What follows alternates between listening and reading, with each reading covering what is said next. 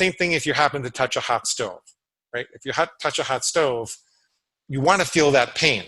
There are disorders in this world where kids are born without the ability to feel pain, and we can't keep them alive for more than 5 or 6 years because they don't know where the sharp edges are, right? So pain serves a function. So does guilt and shame.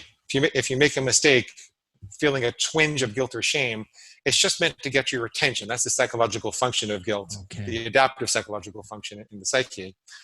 But after you touch a hot stove and you say, oh, there's a hot stove over there, I'm either going to turn it off or just watch out, on the next time.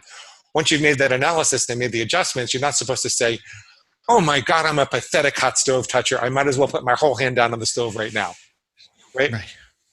Or if you happen to chip a tooth, you don't get a hammer and bang the rest of them out. It's a mistake is a mistake. You're supposed to analyze it, make adjustments, recommit with perfection, and then let it go. Now here's a pivotal insight about overeating. And if people took nothing else away from this interview, I'd want them to take this away. Right. When you find yourself ongoingly castigating yourself, you have that negative self-castigating voice, self-critical voice, self-hatred voice after a mistake saying, I'm pathetic, I'm a loser, I'm never going to get this, I always screw up, why do I always screw up?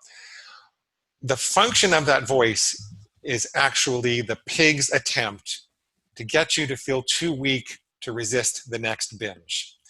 That voice is binge motivated. All that self-criticism, it's not because you don't love yourself enough. It's not because, you've got a big hole in your heart that you have to solve and figure out, what was going on with your mama when you were 1 year old.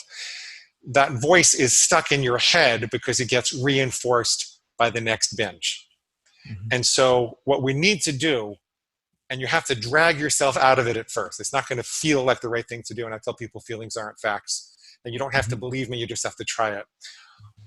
Rather than allowing your internal voice of self-criticism and self-hatred to beat you down and say, why can't I eat well? Why can't I stop screwing up?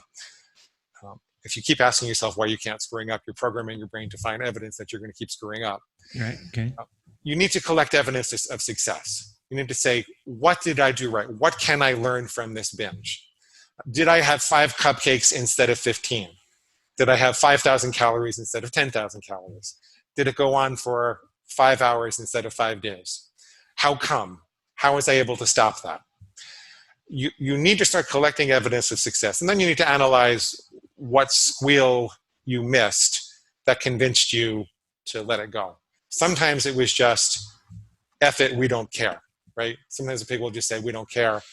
Well, I don't think you would have made the rule in the first place if you really didn't care. The pig doesn't care, you care very much. So you need to analyze those kind of things and neutralize them and then stand up and aim again. But you'll find it difficult to continue binging if you refuse to keep yelling at yourself. I learned that from Carol Munter.